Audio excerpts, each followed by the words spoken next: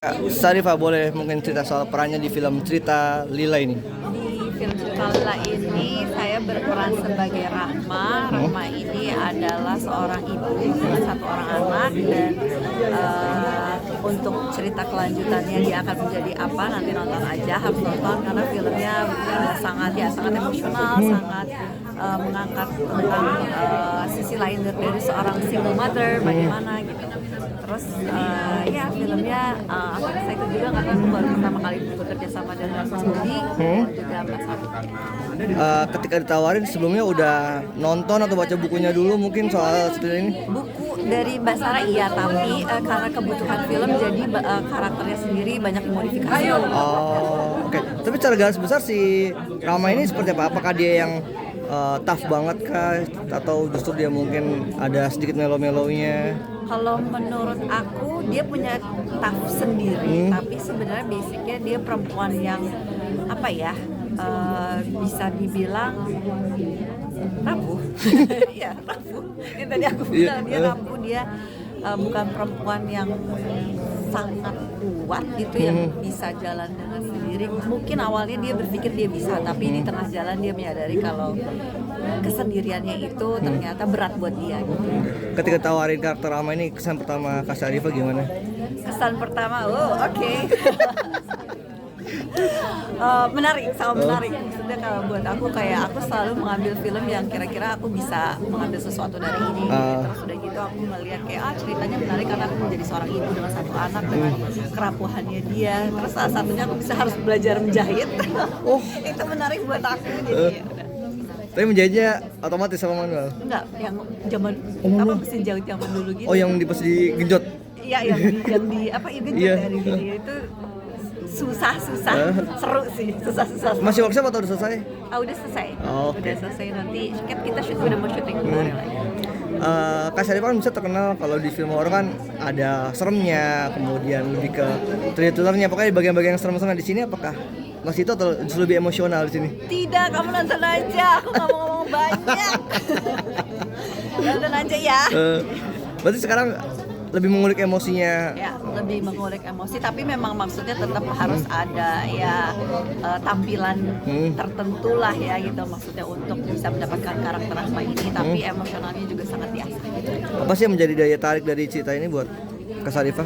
Daya tarik, salah satunya itu cerita tentang seorang perjuangan ibu yang ya single mother, gimana cara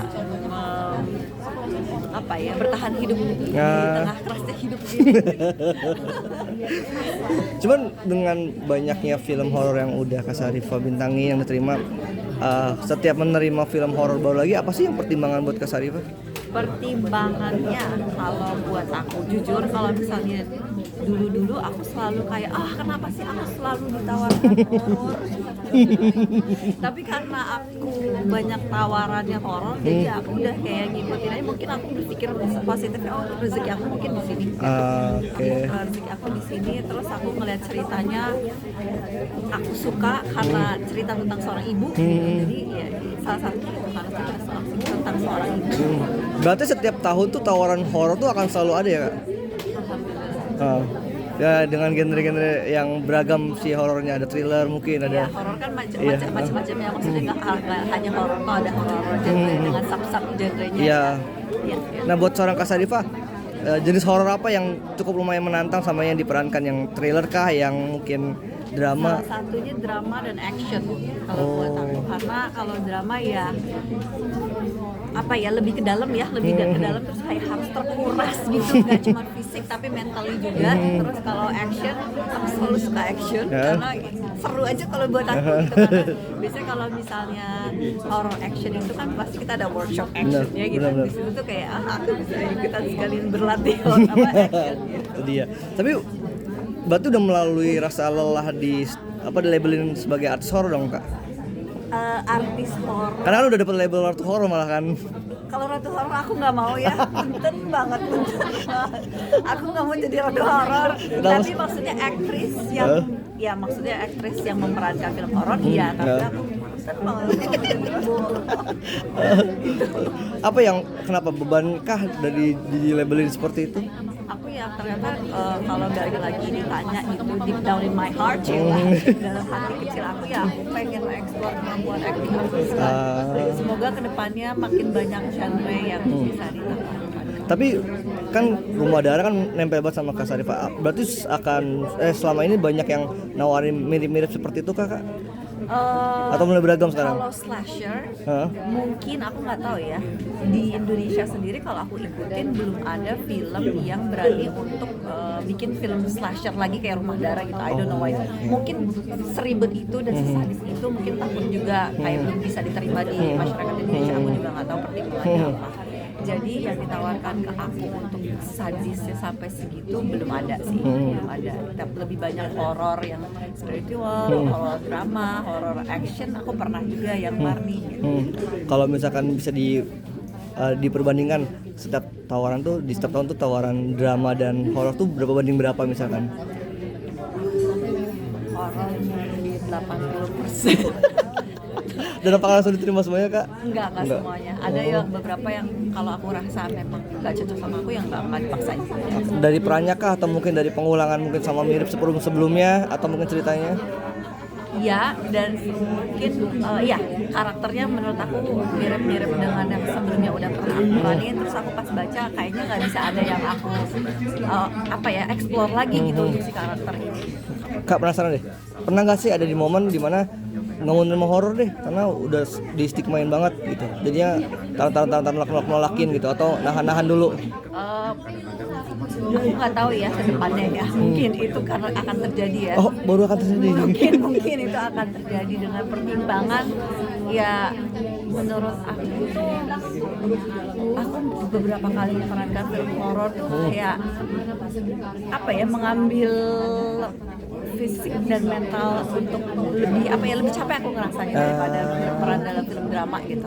Secara fisik atau mental? Dan dua-duanya. Oh, jadi aku ngerasa kayak mungkin ada waktunya harus istirahat dulu.